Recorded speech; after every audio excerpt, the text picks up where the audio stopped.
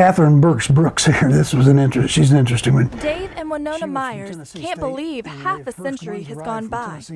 To them, it feels like yesterday. He and I were arrested together, and he was... This year marked the 50th anniversary of the Freedom Rides.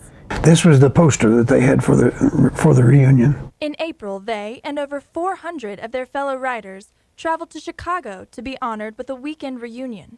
Dave and Winona wouldn't have missed it. Because we had 438 people in Mississippi arrested. We had 438 different reasons for being there and 438 experiences, no two alike.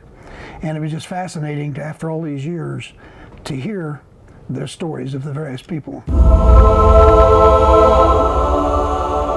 The Freedom Ride was a peaceful movement against the segregated South in the early 60s. They'd sit with blacks in forbidden areas of bus terminals, restaurants, and public rest areas. And now people came from all over the country to be part of another memorable event. We were scattered. We came from everywhere. It was good to know that there were others like us out there somewhere. Some people they met for the very first time, but they definitely recognized a few faces. There were those people that we'd been in jail cells with, had served a lot of time with them in prison, and hadn't seen them since prison 50 years ago, so it was great to see them. But for Dave, his fellow cellmates weren't the only thing the reunion brought back.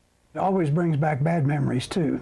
And I think the thing it always brings back with me is the fear that I felt at the time. The Freedom Ride was dangerous and violent.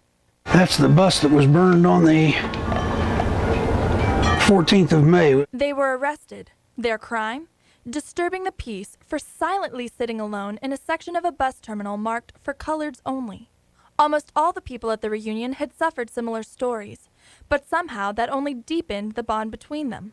We had a feeling that we were a part of something that really had a big effect on America.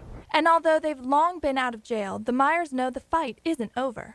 Segregation and all of that still exists, but it's not as palpable as it was in the 60s. The world may not be rid of all unfairness, but the impact Dave, Winona, and the other Freedom Riders made will never be forgotten. Christie Ethridge, Fox 13 News.